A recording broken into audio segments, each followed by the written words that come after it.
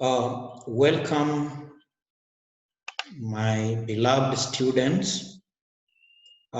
Today, I'm going to introduce a new course in English, what we call communicative grammar.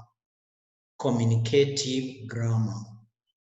Yes, we have grammar generally, but you see, you cannot handle the general grammar in one course, but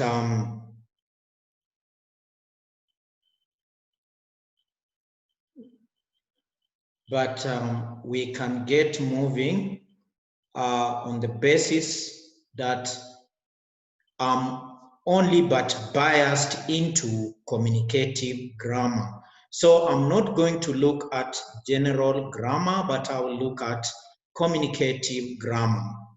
So in this course, I'll want by the end of it, students or learners to be very smart, to be very clear in how they communicate by obeying grammar rules and following all guidelines and guidance on how to speak a correctly grammatical grammar. That is it. I mean, in terms of the understanding sentence structures and what have you. So, in our lesson 1, we are going to look at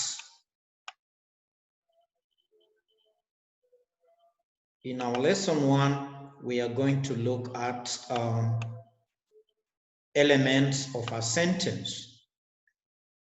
Not really elements of a sentence, but we are going to look at elements of grammar. Elements of grammar. So when we are looking at elements of grammar, we shall start under our lesson 1.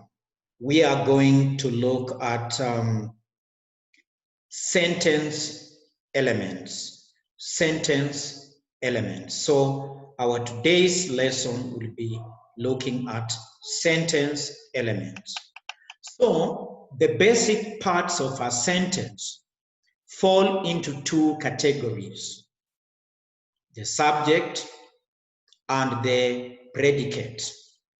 That is, I'm saying the basic parts of a sentence fall into 2 categories. That is the subject and the predicate. So you are supposed to know them well, because you can't have a sentence without them. No sentence, no acceptable sentence grammatically can be without subjects and predicates. They must be there. So let us look at subjects first. Now, when we talk about subjects in a sentence, the subject performs or does the action of the sentence. So in a sentence, what we call the subject is what does or performs the action of the sentence. That is what we call the subject of the sentence. It can be a noun, it can be a noun phrase, or noun clause. So I'm saying subject can be a noun, simple noun, noun phrase, complete noun, or noun clause, which is a compound noun. So to analyze sentences, grammarians have distinguished 3 kinds of subjects. Grammarians are people who have studied English, but they are specialized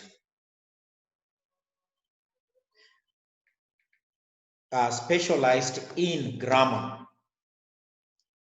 So the first type of subject is called complete subject.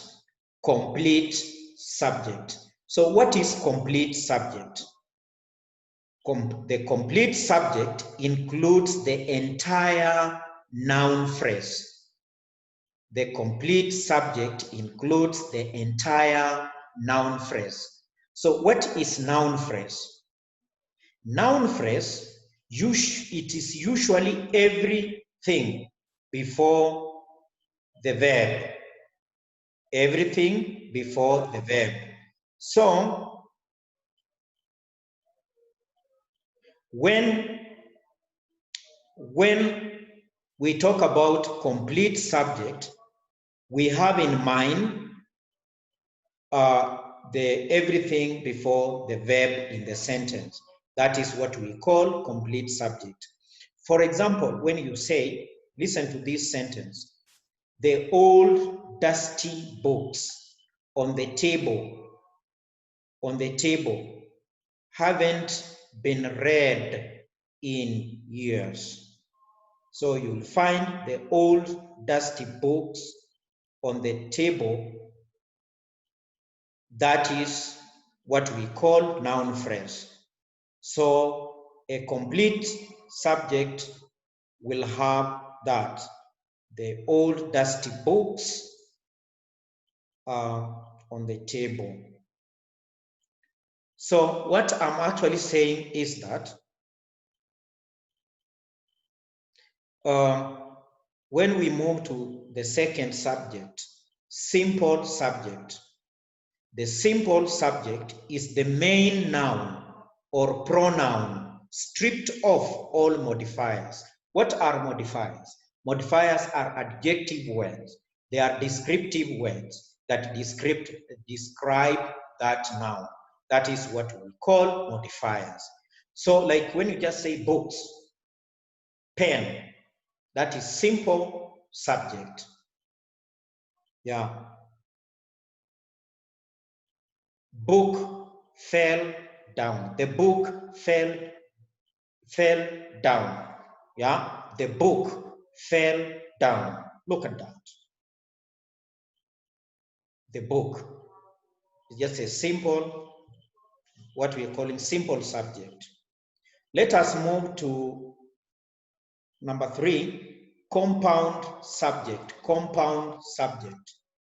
Compound, from your science background, compound would be formed by 2 elements that are chemically joined in a reaction and having the same weight.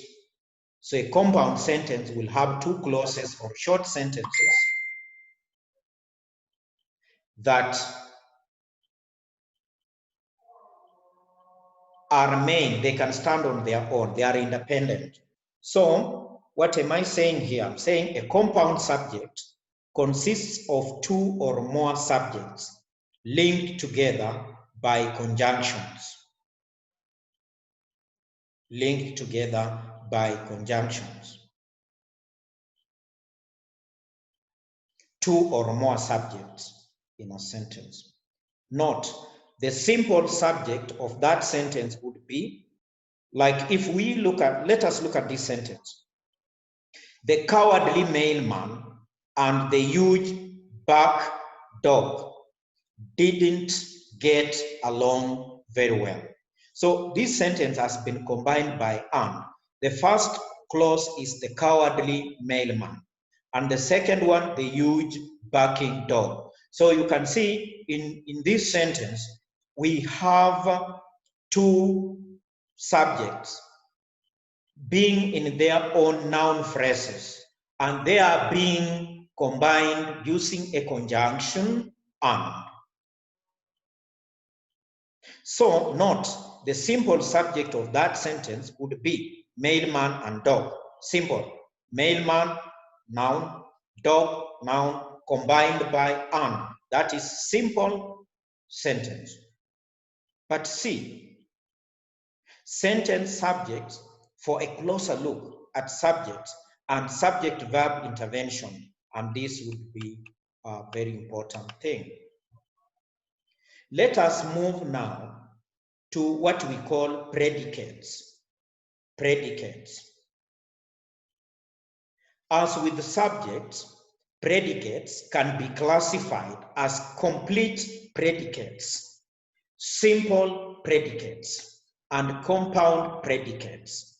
So a complete sentence, that's the predicate, must include a verb, a finite verb, more specifically. It can also include objects, complements, and adverbials. Predicates.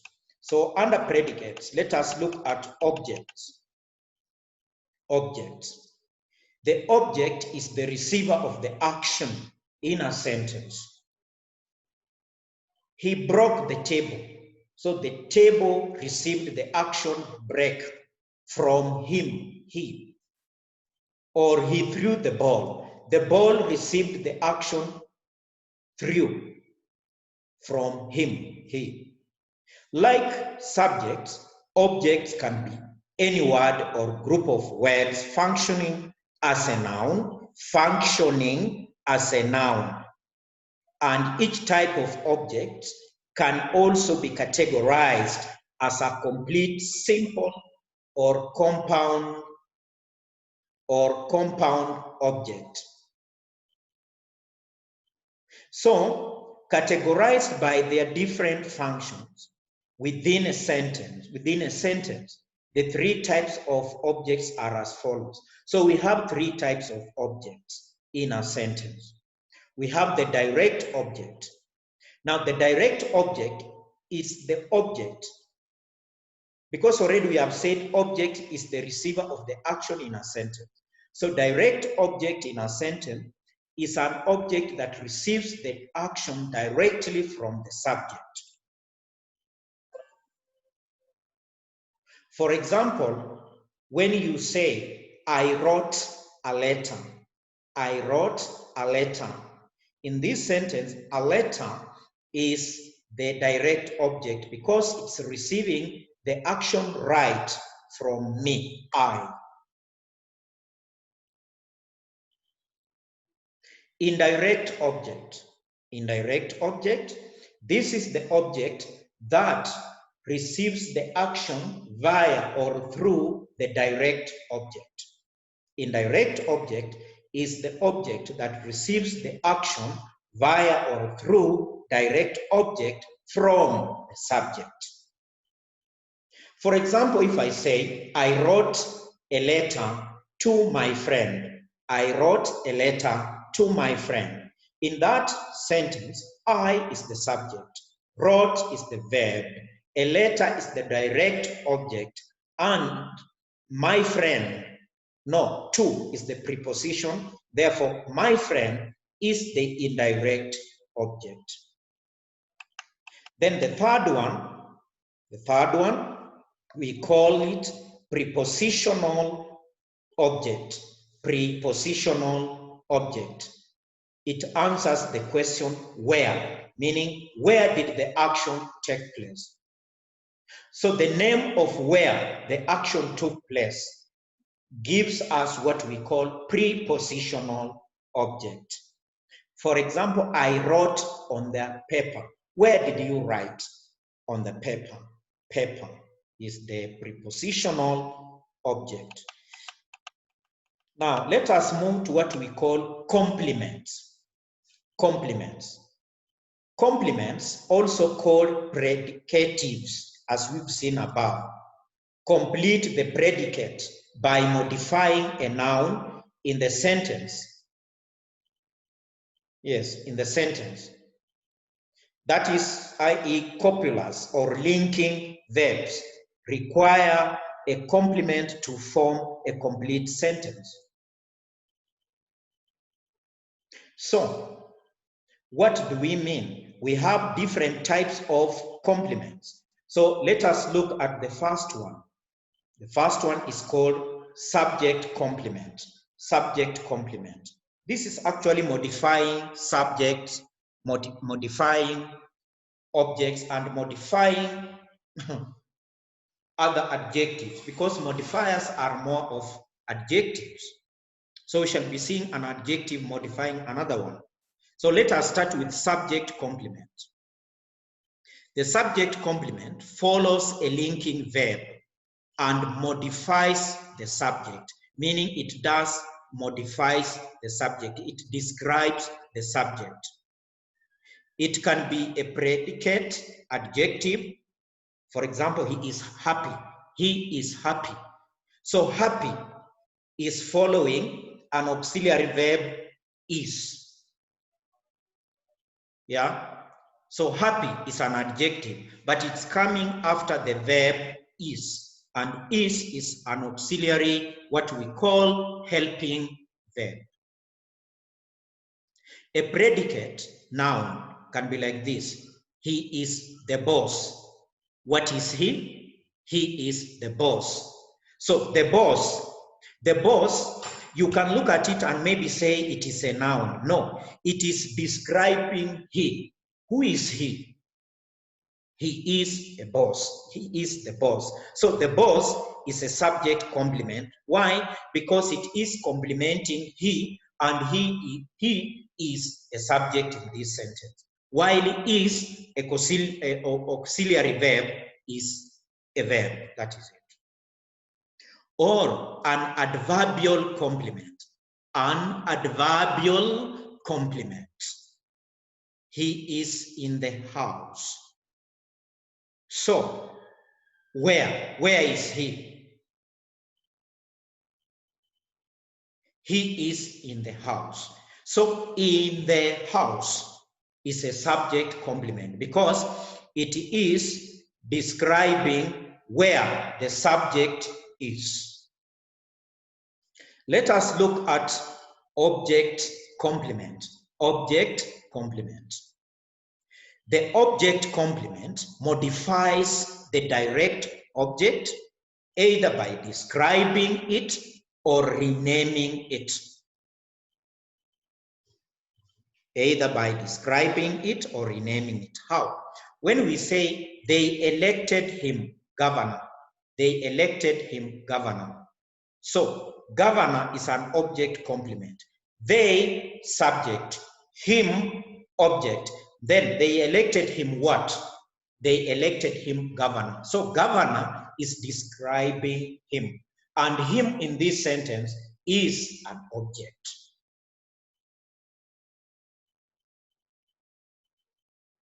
Object complements can cause some confusion. So try to check out this in in English post, yeah, also and other areas, and you will see it. Now let us go to adjective complement. Adjective complement. The adjective complement is a special case in which a group of words modifies an adjective. A group of words modify an adjective. We know an adjective will describe or modify nouns. But we are seeing here a unique situation where a group of words modifies an adjective. How? So it means if removed, the adjective complement leaves a grammatically complete sentence, but the meaning of the sentence changes. The meaning of the sentence changes. So, predicative adjectives are also sometimes called adjective complements. Adjective complements. Let us go to verb complement. So how can we modify a verb? We use what?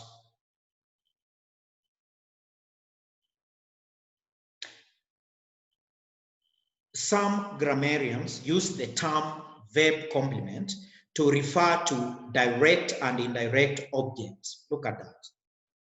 See object section above. While others use it to refer to a complement occurring after a linking verb, that is a subject complement. What about adverbials? What about adverbials? What are adverbials? This is coming from adverbs. An adverbial is an adverb or an adverbial phrase or adverbial clause. Any word or group of words that acts as an adverb within a sentence.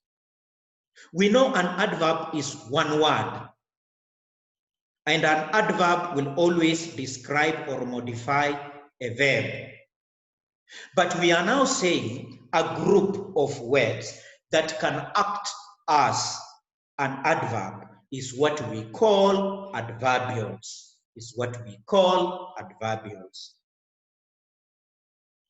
So they usually modify verbs, but they can also modify the whole sentence.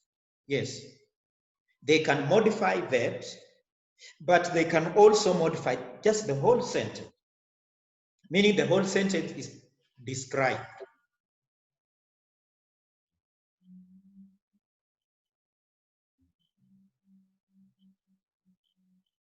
So, unlike an adverbial complement, for example, you can say, he is in the house.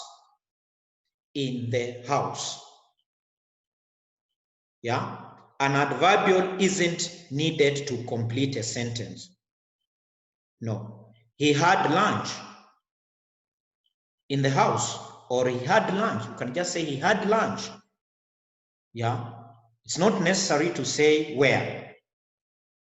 So this brings us to the end of our lesson 1, where we were looking at elements of a sentence. Elements of a sentence. Why are we doing this? If you want to speak well, correctly, if you want to write correctly, then you have to understand the elements of a sentence.